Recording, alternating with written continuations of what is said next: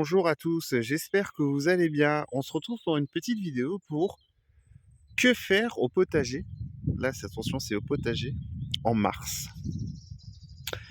Et ben mars, ça commence un petit peu à prendre forme. C'est-à-dire que si vous avez mis du paillage, comme moi, donc là cette année je suis extrêmement en retard parce que le temps ne me permet pas d'aller au jardin. Je pense qu'on est un petit peu tous pareils en France. La pluie, la pluie, la pluie, la pluie, le froid, parce que les températures sont pas bien hautes non plus. Donc je suis extrêmement en retard par rapport à l'année dernière où j'avais déjà planté des échalotes, où j'avais déjà planté des oignons, que mon terrain était prêt, déjà à peu près. Cette année, rien du tout. Et donc je suis vraiment en retard. Mais bon, ça va se faire. Surtout ne pas paniquer. De toute façon, il fait pas encore assez chaud comme je vous disais. Alors, si vous êtes novice et que vous avez installé du paillage, que ce soit du foin, des feuilles mortes, etc. Déjà, ça, vous pouvez tout retirer. Pourquoi?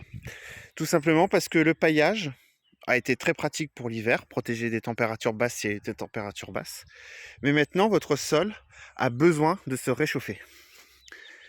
Et le paillage empêche que le sol se réchauffe correctement. Donc là, déjà, vous pouvez commencer un petit peu à, à le retirer, à rajouter du compost si vous avez du compost, à rajouter du fumier décomposé. Je dis bien du fumier décomposé, attention. Pas le fumier frais. Fumier frais, il est trop tard maintenant. Le fumier frais il se met plus sur la période automnale, tout simplement parce que de l'automne jusqu'en mars-avril, il a le temps de se décomposer et d'être incorporé dans le sol. Donc, retirez le paillage, désherber un peu, passer un coup de 3 dents dans votre terrain. En gros, le mois de mars, c'est signe de remettre un peu le terrain au carré. Tout simplement. Ensuite, vous pouvez aussi créer de nouvelles zones. Mars-avril va être une bonne période pour créer des petits carrés potagers aussi, avec en mini couche de lasagne. C'est-à-dire mini couche de lasagne, c'est une succession de couches d'azote carbone. C'est-à-dire, souvent vers avril, les premières tontes commencent à arriver. Il vous reste peut-être encore des feuilles mortes aussi, comme moi. Et donc, vous pouvez créer des petits carrés potagers, comme ceci. Vous pouvez mettre un carton en dessous, mettre des feuilles mortes, mettre de l'azote, donc de l'herbe, refaire le même processus, et finir par une couche de terreau. Et vous pouvez rajouter un petit peu de fumier décomposé aussi. Mars au potager aussi, ça signifie que vous pouvez commencer à planter vos bulbes d'oignons, d'échalotes et surtout d'ail, oui, je vais bien dire, et ail, échalote, oignon, voilà. Ça craint pas trop le gel, ça va plus craindre l'humidité. Mais bon, après, comme là, il faut souvent regarder votre météo si vous voulez faire ça. Moi, c'est ce que je fais actuellement, et là, c'est même pas la peine. Parce que la terre n'a même pas le temps de sécher, et qu'il pleut déjà. Vous voyez, le terrain n'est pas du tout prêt, mes carrés potagers ne sont pas du tout découverts encore. L'avantage des lasagnes comme je fais, c'est que vous voyez, c'était là, ça diminue. Donc il faut rajouter un peu de terreau, vous rajoutez un petit peu de matière quand c'est comme ça. Voilà, au mois de mars, voilà, c'est vraiment la période où il y a quand même pas mal de boulot sur le terrain. En plus des semis qui commencent à prendre de l'ampleur. Préparer un jardin en dernière minute, pour ceux qui souhaiteraient se lancer là-dedans, c'est tout à fait faisable. Il n'est pas trop tard. Il faut juste délimiter une zone. Donc c'est une zone où il faut qu'il y ait un ensoleillement, pas non plus toute la journée, que votre terrain soit à peu près droit. Il faut aussi que votre terrain, faut vérifier que ça garde pas trop l'humidité. Donc moi j'ai de la chance, c'est que mon terrain est un petit peu incliné.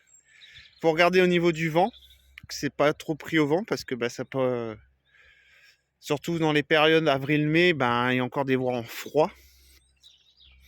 Et vous pouvez ensuite poser du carton dessus, Ou alors vous pouvez le bêcher et retourner votre terre. Je sais, je vais me faire des amis là-dessus.